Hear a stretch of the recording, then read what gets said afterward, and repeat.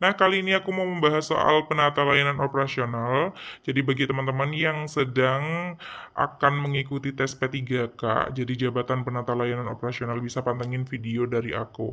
Nah, bagi teman-teman yang belum subscribe channel ini, silahkan di-subscribe terlebih dahulu agar tidak ketinggalan pembahasan soal yang berkenaan dengan tes P3K, teman-teman. Nah, bagi yang sudah subscribe nih, aku doain semoga bisa lulus dengan mudah dalam satu kali tes aja. Amin amin ya rabbal alamin. Nah, teman-teman juga bisa copy paste, men-share kepada teman-teman yang lain sesama calon P3K penata layanan operasional. Soal yang pertama, sesuai dengan Undang-Undang Nomor 25 Tahun 2009 tentang Pelayanan Publik, untuk meningkatkan kualitas pelayanan publik, pemerintah harus A. Memberikan akses kepada masyarakat untuk mengajukan pengaduan, B. Meningkatkan gaji pegawai negeri sipil setiap tahun, C. Menetapkan tarif untuk setiap jenis pelayanan publik, D. Menyediakan layanan hanya di pusat-pusat administrasi negara, E. Memberikan pelayanan dengan mempertimbangkan status masyarakat. Nah, di sini ya teman-teman, jadi jangan fokus kepada undang-undangnya ya teman-teman. Kita fokus kepada opsinya yang positif. Kita cari mana yang paling positif. Opsi yang A memberikan akses kepada masyarakat untuk mengajukan pengaduan. Nah, jadi ketika kita sebagai pelayan publik memberikan akses kepada masyarakat untuk mengajukan pengaduan, itu malah bagus ya teman-teman. Jadi sebenarnya memang di Undang-Undang Nomor 25 Tahun 2009 di situ mengatur pentingnya memberikan akses bagi masyarakat untuk memberikan masukan atau pengaduan sebagai salah satu upaya meningkatkan kualitas pelayanan publik. Ini tujuannya agar pelayanan publik lebih transparan, akuntabel, dan sesuai dengan kebutuhan masyarakat. Nah, opsi yang B, meningkatkan gaji pegawai negeri sipil setiap tahun. Bukan itu ya, teman-teman. Jadi, bukan itu tujuannya. Jadi, untuk meningkatkan gaji pegawai negeri sipil ini pasti salah. Karena bukan masyarakat yang dimaksud. Opsi yang C, menetapkan tarif untuk setiap jenis pelayanan publik. Tidak ya, teman-teman. Tidak berkenaan dengan tarif seperti itu. Opsi yang D, menyediakan layanan hanya di pusat-pusat administrasi negara. Ada kata hanya, berarti hanya di golongan tertentu seperti itu. Itu juga salah ya teman-teman. Seharusnya kita sebagai pelayan publik harus melayani seluruh masyarakat yang ada di negeri ini. Opsi yang E di sini juga mempertimbangkan status masyarakat. Tidak ya teman-teman, jadi status sosial, status ekonomi itu tidak dipertimbangkan, kita melayani semua jenis atau golongan masyarakat. Jadi jawaban yang paling baik di sini ya teman-teman itu adalah opsi A yang paling positif. Soal nomor 2, dalam konteks penata layanan operasional, prinsip akuntabilitas dalam pelayanan publik dapat diartikan sebagai A. Proses yang memungkinkan pegawai publik mendapatkan tunjangan lebih besar. B. Kewajiban bagi pemerintah untuk menyediakan data dan informasi pelayanan kepada masyarakat. C. Tanggung jawab masyarakat untuk memberikan umpan balik kepada pemerintah. D. Meningkatkan keterlibatan masyarakat dalam membuat kebijakan. E. Menyediakan layanan pengaduan masyarakat yang bermasalah. Nah, di sini ya teman-teman, kata kuncinya di akuntabilitas. Apa sih arti dari akuntabilitas itu? Nah, akuntabilitas itu kan artinya dapat dipercaya teman-teman. Jadi kita sebagai pelayan publik bisa meningkatkan kepercayaan publik dengan mendorong transparansi dan memastikan bahwa segala kegiatan pelayanan dilakukan sesuai dengan hukum, etika, dan juga kebutuhan masyarakat. Nah, mana di opsi yang menunjukkan bahwa kita akan transparan ya teman-teman, sehingga bisa meningkatkan kepercayaan publik. Opsi yang A, proses yang memungkinkan pegawai publik untuk mendapatkan tunjangan lebih besar. Nah, bukan itu ya teman-teman. Jadi, opsi yang A di sini tidak berkenaan dengan akuntabilitas untuk mendapatkan tunjangan yang lebih besar. Opsi yang B, kewajiban bagi pemerintah untuk menyediakan data dan informasi pelayanan kepada masyarakat. Nah, di sini lebih masuk ya teman-teman daripada opsi yang A. Karena untuk menyediakan informasi yang transparan, berarti kan ini dapat diakses dan dapat dipertanggungjawabkan kepada masyarakat. Tujuannya untuk memastikan bahwa pelayanan yang diberikan sesuai dengan standar dan kebutuhan masyarakat, serta untuk mendorong kepercayaan masyarakat terhadap pemerintah. Nah, opsi yang B di sini sudah sesuai ya teman-teman. Opsi yang C, tanggung jawab masyarakat untuk memberikan umpan balik kepada pemerintah. Tidak ya teman-teman, malah di sini adalah tanggungan masyarakat, jadi bukan termasuk. Opsi yang D, meningkatkan keterlibatan masyarakat dalam membuat kebijakan, juga tidak ya teman-teman. Malah di sini adalah masyarakat seperti itu. Padahal yang dimaksud adalah kita akuntabel seperti itu ya teman-teman, sebagai pelayan publik terhadap masyarakat. Masyarakat percaya kepada kita. Opsi yang E, menyediakan layanan pengaduan masyarakat yang bermasalah, juga lebih masuk opsi yang B ya teman-teman. Karena ketika kita menyediakan data dan informasi pelayanan kepada masyarakat, berarti kan kita melayani dengan baik ya teman-teman. Data yang dibutuhkan oleh masyarakat kita transparan dan terbuka seperti itu. Jadi opsi yang paling masuk adalah opsi yang B. Soal nomor 3, berdasarkan Peraturan Pemerintah Nomor 42 Tahun 2004 tentang Pedoman Umum Pelayanan Publik, penataan layanan operasional harus memperhatikan A, penggunaan teknologi informasi untuk mendukung pelayanan, B, penyederhanaan prosedur untuk meningkatkan birokrasi, C, keterlibatan lebih banyak pegawai untuk setiap unit pelayanan, D, kemudahan pengaduan bagi beberapa golongan masyarakat, E, pengurangan biaya operasional sebesar mungkin. Nah, di sini ya teman-teman, jadi yang ditanyakan adalah Peraturan Pemerintah Nomor 42 Tahun 2004. Seperti biasa nanti akan aku taruh linknya di deskripsi video ya teman-teman. Jika teman-teman ingin membacanya, silakan di-download di deskripsi video ini. Nah, tentang Pedoman Umum Pelayanan Publik. Opsi yang A, penggunaan teknologi informasi untuk mendukung pelayanan. Nah, penggunaan teknologi informasi ini memang bagus ya teman-teman untuk mendukung pelayanan publik, karena di sini menekankan pentingnya modernisasi pelayanan. Jadi TI ini memungkinkan layanan menjadi lebih cepat, transparan, efisien, dan mudah diakses oleh masyarakat. Hal ini sesuai dengan prinsip pelayanan publik yang efektif dan responsif terhadap kebutuhan masyarakat. Jadi penggunaan TI ini memang penting ya teman-teman. Opsi yang B, penyederhanaan prosedur untuk meningkatkan birokrasi. Tidak ya teman-teman. Jadi di sini salah karena tujuan penyederhanaan prosedur dalam pelayanan publik ini bukan untuk meningkatkan birokrasi, melainkan untuk mengurangi dan menyederhanakan proses birokrasi agar pelayanan lebih efisien, cepat, dan mudah. Tujuannya saja yang salah ya teman-teman. Opsi yang C, keterlibatan lebih banyak pegawai untuk setiap unit pelayanan. Ini juga kurang tepat teman-teman. Karena prinsip dalam penataan layanan operasional justru mengedepankan efisiensi dan juga efektivitas, bukan sekedar menambah jumlah pegawai ya teman-teman. Jadi menambah jumlah pegawai tanpa memperhatikan kebutuhan real hanya akan membebani anggaran tanpa menjamin peningkatan kualitas layanan. Jadi kalau misalnya ada opsi yang menyatakan bahwa menambah pegawai, itu pasti salah ya teman-teman. Jadi opsi yang C di sini kurang tepat. Opsi yang D, kemudahan pengaduan bagi beberapa golongan masyarakat. Nah, ini kan hanya beberapa saja ya teman-teman. Jadi di sini kurang tepat ya teman-teman. Seharusnya semua golongan masyarakat. Nah, opsi yang E, pengurangan biaya operasional sebesar mungkin. Nah, sebesar mungkin di sini juga tampak tidak mungkin ya teman-teman. Jadi akan berdampak pada kualitas pelayanan juga. Jadi yang terbaik itu tidak berlebihan adalah opsi yang A. Soal nomor 4, jika sebuah instansi pemerintah mengalami keluhan dari masyarakat terkait layanan yang tidak efektif, langkah pertama yang harus dilakukan sesuai Undang-Undang Nomor 25 Tahun 2009 adalah A, melakukan evaluasi internal dan melakukan perbaikan prosedur, B, menghukum petugas yang terlibat dalam pelayanan, C, mengabaikan keluhan selama jumlahnya tidak banyak, D, memperketat syarat-syarat layanan agar lebih mudah dipenuhi, E, meminta maaf kepada masyarakat atas ketidaknyamanan memberikan pelayanan. Nah, di sini ya teman-teman yang ditanyakan ketika kita mengalami keluhan dari masyarakat ya teman-teman terkait tidak efektifnya layanan. Di sini yang ditanyakan adalah langkah pertama, namun sesuai dengan Undang-Undang Nomor 25 Tahun 2009 ini tentang pelayanan publik. Jadi, ketika suatu instansi teman-teman menghadapi keluhan terkait layanan yang tidak efektif, langkah pertama yang harus dilakukan adalah kita evaluasi terlebih dahulu sistem internal dan memperbaiki prosedur yang bermasalah ya teman-teman. Tujuannya adalah untuk menemukan akar masalah serta memastikan bahwa perbaikan dilakukan secara sistematis agar layanan menjadi lebih baik. Jadi untuk meminta maaf ini tidak ya teman-teman, lalu juga memperketat justru tidak, akan malah membebani ya teman-teman, mengabaikan ini maknanya negatif, langsung menghukum petugas itu juga kurang bijaksana ya teman-teman. Jadi opsi yang baik itu adalah opsi yang A. Nah, Langkah ini mencerminkan tanggung jawab pemerintah dalam memberikan pelayanan yang transparan, akuntabel, dan responsif terhadap kebutuhan masyarakat, serta memastikan kepuasan pengguna layanan publik.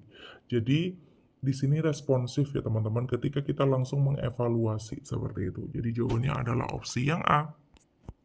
Soal nomor 5, dalam memberikan pelayanan operasional yang berkualitas, penata layanan operasional harus mempertimbangkan prinsip partisipasi masyarakat yang berarti A. Meningkatkan jumlah pegawai di setiap unit layanan, B. Menyederhanakan proses layanan agar memudahkan masyarakat, C. Memberikan ruang bagi masyarakat untuk memberikan masukan dalam proses pelayanan, D. Mengurangi biaya yang dikeluarkan oleh pemerintah untuk operasional, E. Mengutamakan keputusan dari pejabat tinggi dalam setiap kebijakan.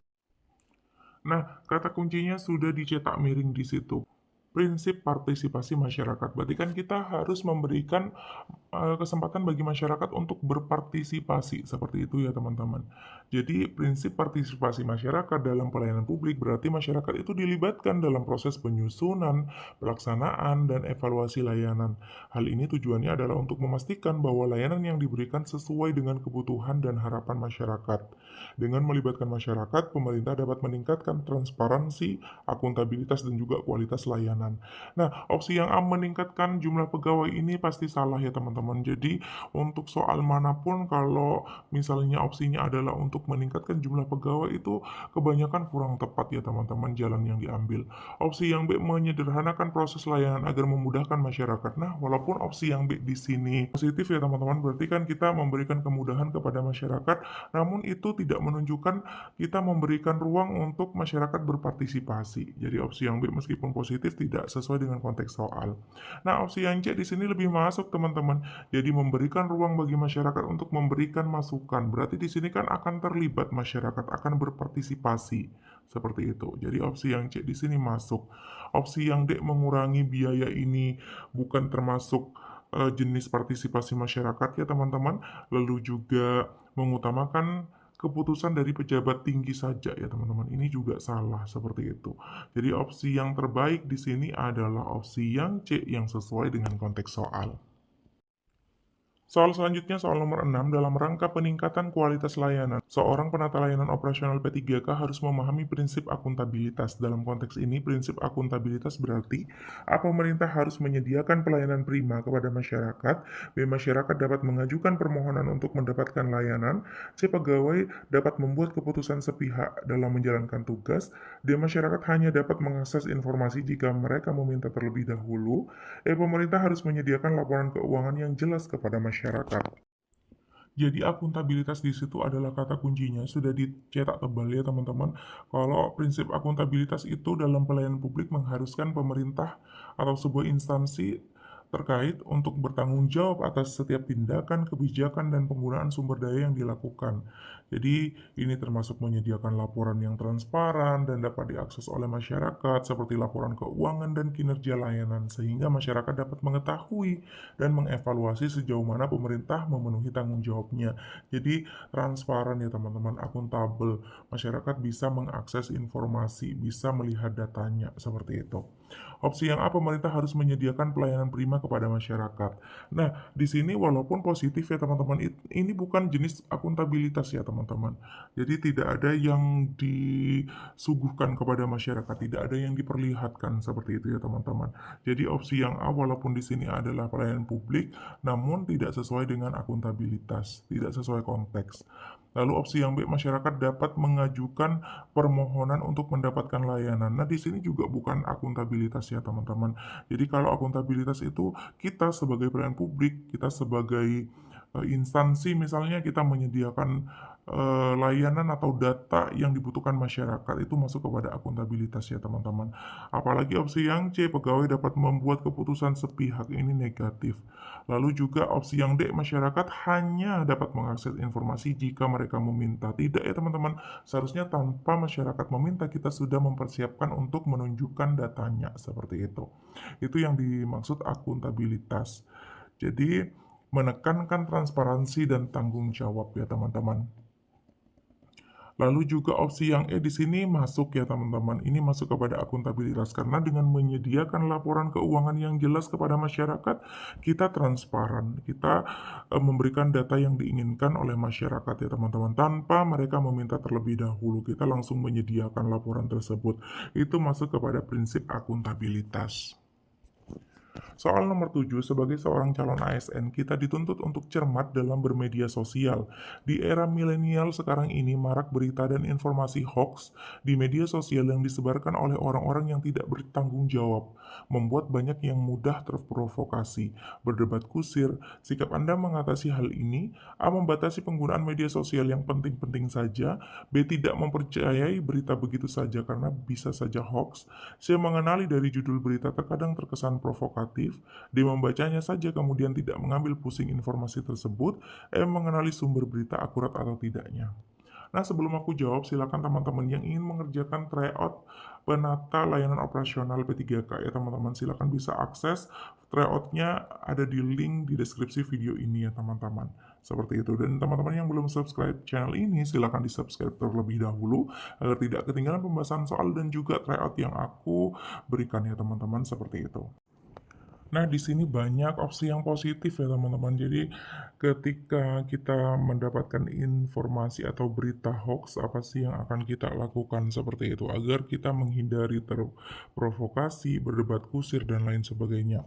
Nah, opsi yang A, membatasi penggunaan media sosial yang penting-penting saja. Nah, ini betul ya teman-teman. Kita membatasi, kita memfilter seperti itu. Yang baik kita ikuti, yang tidak baik kita lewati ya teman-teman, seperti itu.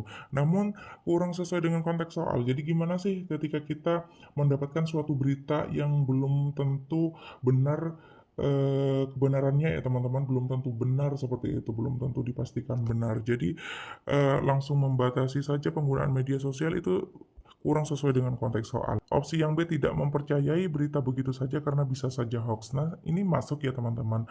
Namun ketika kita tidak mempercayai berita begitu saja, namun kita tidak mencari tahu kebenarannya ya teman-teman, itu juga kurang tepat karena siapa tahu berita yang disuguhkan itu benar adanya seperti itu dan malah informasi penting. Jadi kalau kita tidak mempercayai, maka mungkin juga kita akan rugi seperti itu ya teman-teman. Jadi ini bukan langkah yang harus kita lakukan ketika kita mendapatkan suatu berita atau informasi yang ada kemungkinan itu benar atau tidak.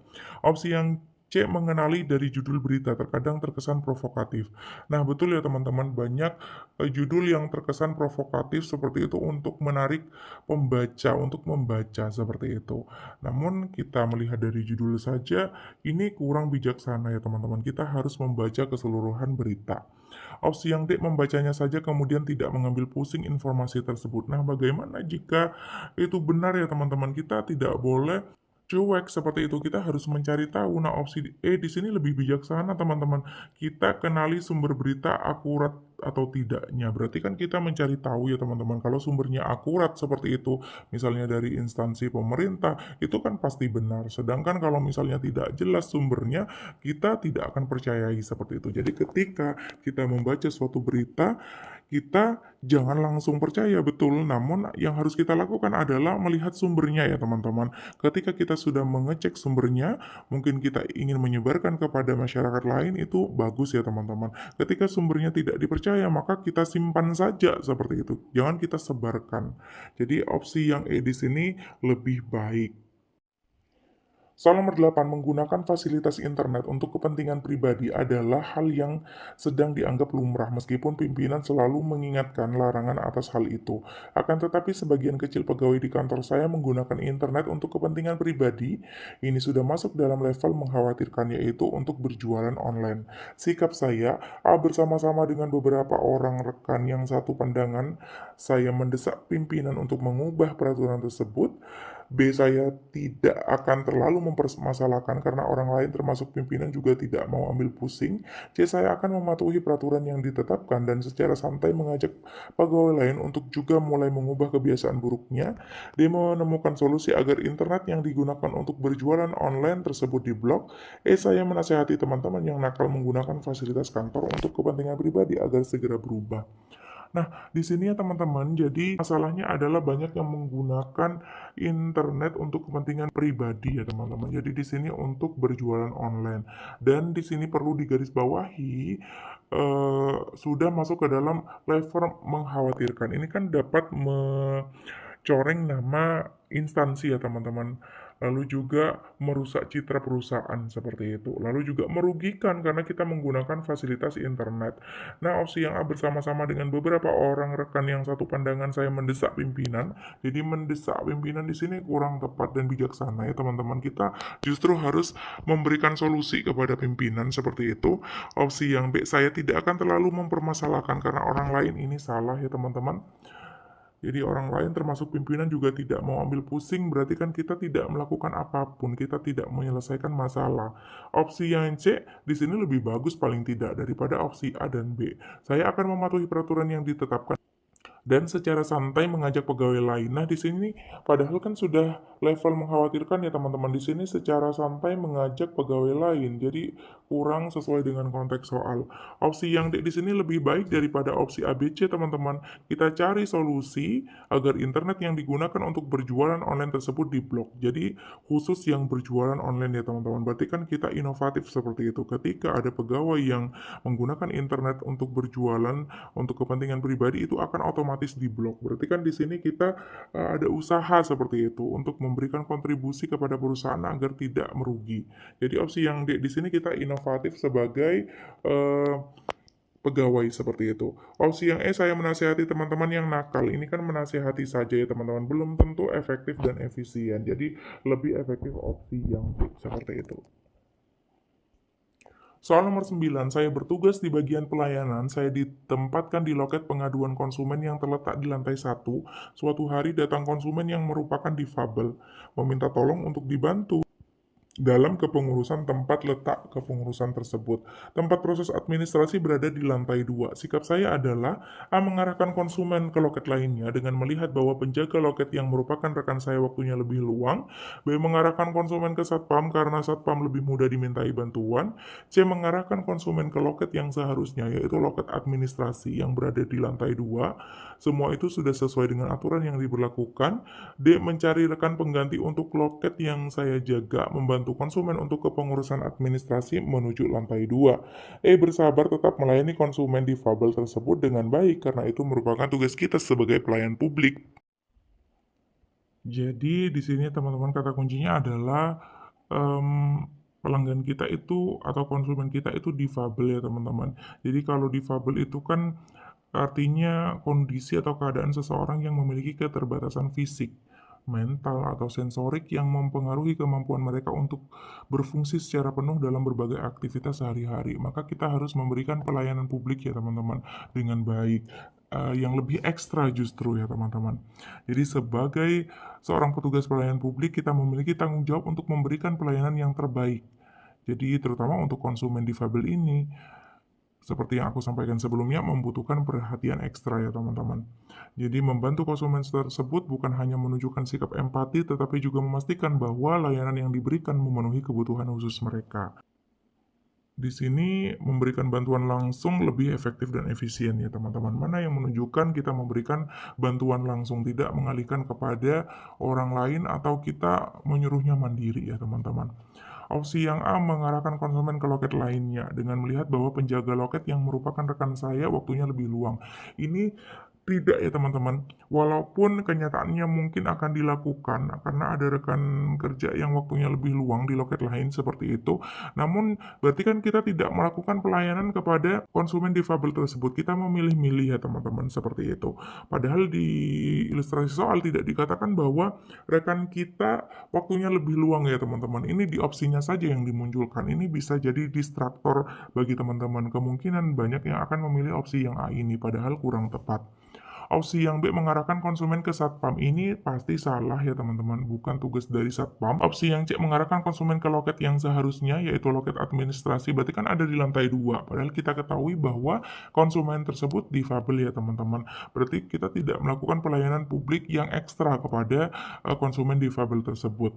Opsi yang D di sini lebih bagus teman-teman, kita cari rekan pengganti untuk menjaga loket kita seperti itu, lalu melanjutkan mengurus administrasi dari konsumen difabel tersebut di lantai 2 ya teman-teman. Berarti kan menunjukkan bahwa kita akan melakukan pelayanan publik ekstra ya teman-teman, seperti itu.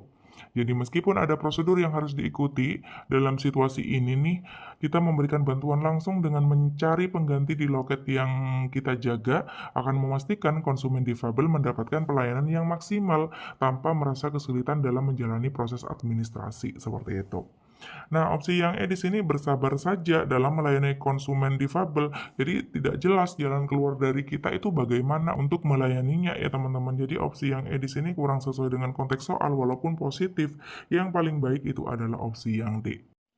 Soal nomor 10, saya merupakan seorang pemimpin yang memiliki banyak prestasi di perusahaan dan semua karyawan di perusahaan saya menyegani saya.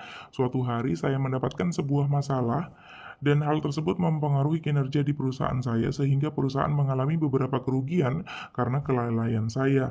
Melihat situasi tersebut, maka sebagai seorang pemimpin sikap saya mengumpulkan bawahan untuk menyampaikan permasalahan dan meminta maaf karena saya menyebabkan masalah bagi perusahaan serta meminta tolong untuk bersama-sama mencari solusi. B. Mengumpulkan seluruh bawahan untuk mengetahui bawahan-bawahan yang ikut andil dalam permasalahan yang terjadi pada perusahaan. C. Mengadakan sayembara kepada bawahan bagi siapa saja yang dapat menyelesaikan permasalahan yang terjadi, maka saya akan memberi imbalan yang setimpal dan menawarkan promosi jabatan. D. Mengadakan rapat bersama dengan bawahan saya untuk mencari solusi atas permasalahan yang terjadi dan meminta bawahan saya untuk ikut bertanggung jawab atas permasalahan yang terjadi.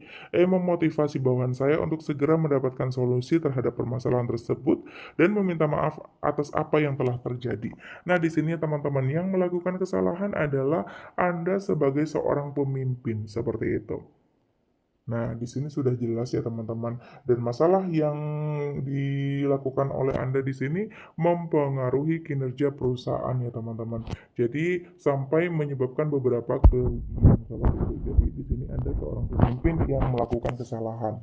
Opsi yang A di sini positif ya teman-teman. Kita kumpulkan bawahan, jadi kita komunikasikan permasalahan yang sudah ada yang kita lakukan ya teman-teman. Ini menunjukkan bahwa kita mau mengaku dan bertanggung jawab.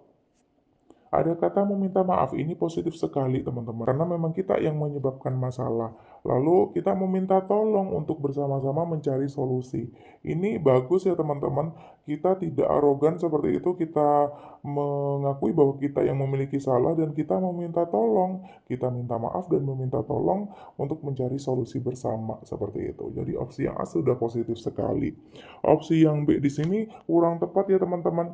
Kita mengumpulkan bawahan untuk mengetahui siapa yang ikut andil dalam permasalahan yang terjadi pada perusahaan. Berarti kan di sini seakan-akan kita tidak melakukan kesalahan ya teman-teman.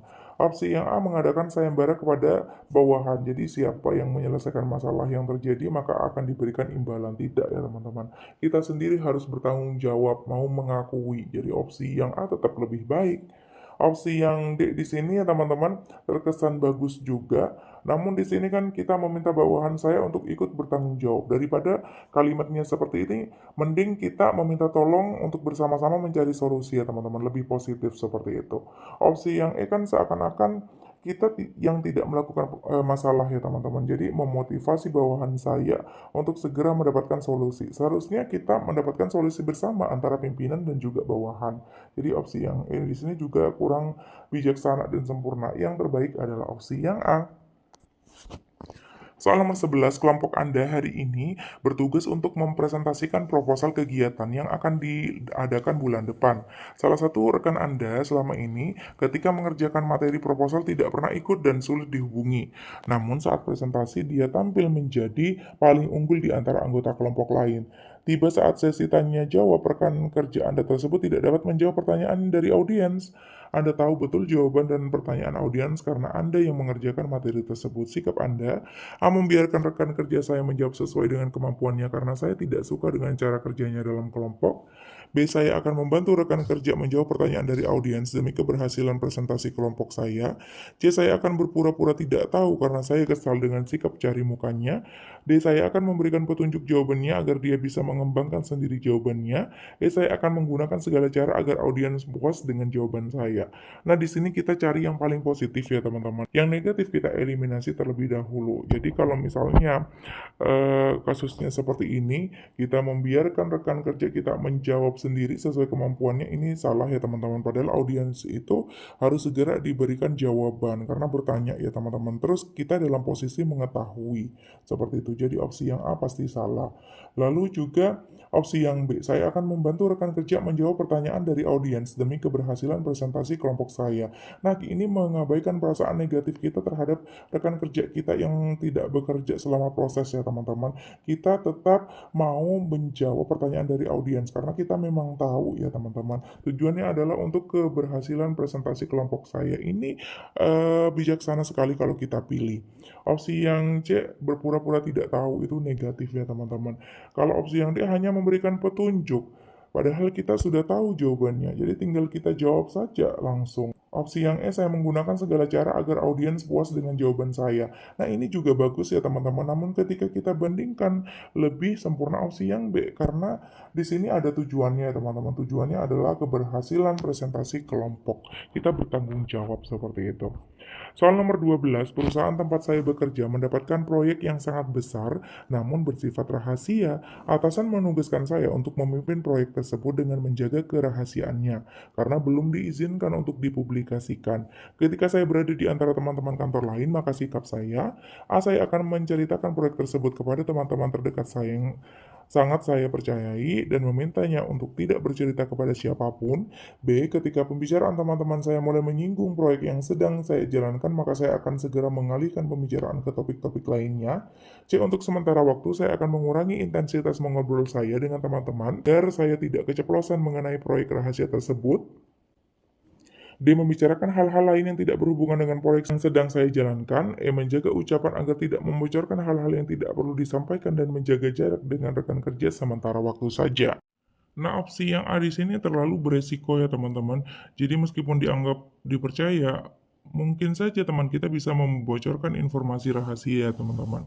Jadi ini beresiko kalau kita memilih opsi yang A seperti itu.